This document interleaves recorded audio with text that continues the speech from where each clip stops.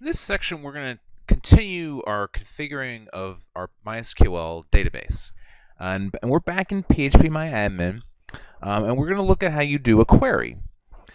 Now, there's a couple of different ways we can query and do SQL statements in PHP and you probably noticed that it does a couple of nice things for us and generates a lot of the SQL that we need.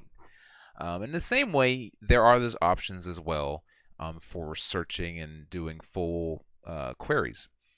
Now, if you click the SQL tab at the top, you should get a view like this, which sometimes will give you just a general query for the table that you're looking at. It gives you something to start with. It also gives you some additional information like what columns are available so you can add them in. It'll select the first name. You can move this around. It gives you extra hints, but it doesn't necessarily build it for you. It just gives you some extra information. So you need to know what you're doing. You need to know how to write SQL before you enter this stage. Now, this is generally the best way to interact with the database because you have full control over how the statements are going to be built and generated, and you can perform complex SQL statements. Now, as a database administrator, you're going to be asked to do a lot of SQL development over the time that you work with this. So it makes sense to focus on building proper queries. However, there are some options available to you if you just want to look for some shorthand information. You don't really want to build some complex query. This can be done over in the search options. So the search options give you some wildcards information. So for example, maybe we want to just say, find the last name that's equal to Smith. If we just click go, it automatically builds all that SQL for us. It's kind of handy and it's helpful when you sort of know the columns and things that you want to look for. And as you can see here, these are the results. It shows us just that one row that we already had in there. Well, that's all well and good, and I did show you how you can insert data using the Insert tab, but I'm sure you probably noticed that if you wanted to add data every single time, filling this form out for each row is going to get real tedious real fast. What you're going to do most of the time, if you're not automatically pulling data in from a web application and this stuff is automatically being put in the database, if you yourself are putting data in, you're probably going to be doing it in bulk. So I want to show you an example of pulling in data from an external source in bulk. So this is the Mockaroo site, MOCKAROO.com. Mockaroo is a site used for generating realistic data. And what that means is, say you're working on your test database, not necessarily your production environment, but you want to test out some real-world data without having to go through the tedious nature of putting in every single row. What this does is, taken a certain format for your tables and given certain rules, it'll generate thousands upon thousands of fake data for you. So when you first visit it, you'll see a view like this, which shows field names and types. The field names are going to link up with our columns. For example, we have first name, last name. We already had that already. We can change the email to middle name. We can change the country to student ID. And then over in the row, we have a row number is a type. And what that defines is what the data is going to look like. So row number would be our primary keys. It would always just be new numbers generated each row. These other types, when we click on type, we get this view of all these different real-world analogies. For example, we have credit card numbers, we have currency codes, dates, and we have names, of course, gender, colors, job titles. These aren't necessarily data types in the sense of MySQL. These are real-world types in the sense of things that we might store in our database. and they format it just the way that you might expect it. So for example, latitude always has numbers within the right scale and the decimal place in a certain format that way. So in this case, we would say we have our first name, our last name. Maybe for middle name, we can just choose another name. So we'll go up to, usually this will be under subdirectories. You can select personal, and it'll select just names. So we have full names, we have last names, we have titles. In this case, we might just stick with another name, just for the sake of simplicity. And this under student ID, we would just want to choose a number.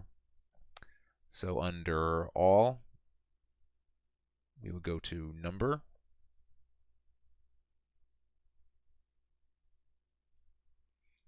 And we would also give it some rules if we want. We're going to keep it in 0 decimals. We could do 1 to 100. We could do 900,000 to just a bunch of nines.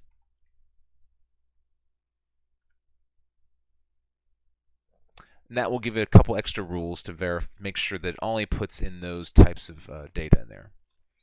So the next thing we want to do is make sure this stuff syncs up properly with our database. This is important, and perhaps the most important part of exporting this data.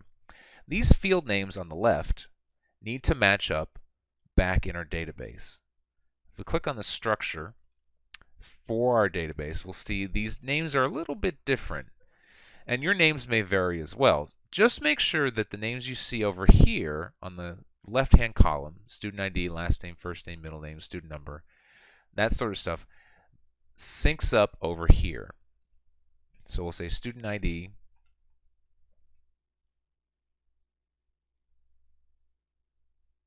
This is actually going to be last name. We had last name first, and then first name, middle name, and middle number. This highlights why naming conventions are important. Once you realize all names are formatted in the same way, whether it's camel case or with underscores, it's less likely that you're going to make mistakes in your SQL statements wherever they may lie. We'll just change this to last name to sync up with the last name, and this one to first name. All right, so now we're looking good. We have all of our 5 columns. We have all the settings right for the types. We have our rows. We're going to make 1,000 rows of data, and we're going to save it out to CSV, which is a comma-separated value file. One last thing you want to do is deselect this include header. This is important because what that does is includes the information of all the rows and row names. We don't need any of that, so just get rid of that and then click download data.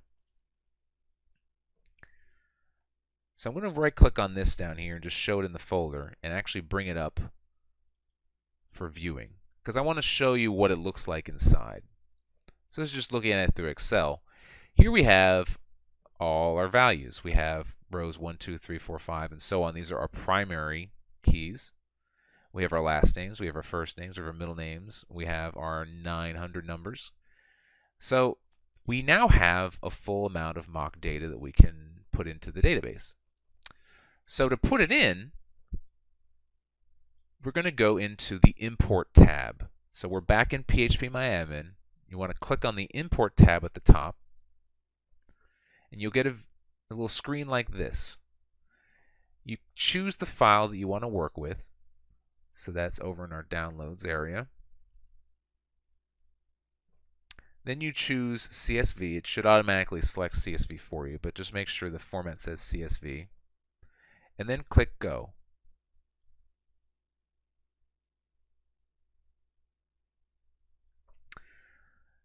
Now in this case, we ran into an error. The error being we have a duplicate entry 1 for key primary. The reason this happened is because we already had a fake bit of data in our database. Let's go back and fix this. So we click on Browse and we go back to our student table. we have one row, right? We had that student ID 1. Let's go ahead and delete that. And then go back to import. Choose our file. Click go.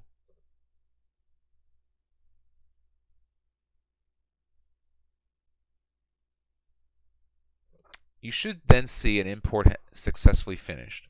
If you still have errors at this point, you might want to double check to see that the file that you exported back in Makaru doesn't have that include header option selected.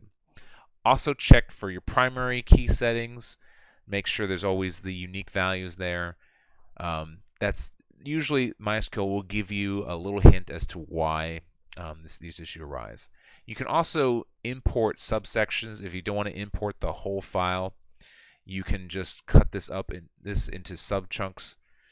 And this is also a way to import larger amounts of information. So if you wanted to add in another 1,000 data, you could do the same thing, but just start at a new value. Instead of starting at 1, you start at 1,001.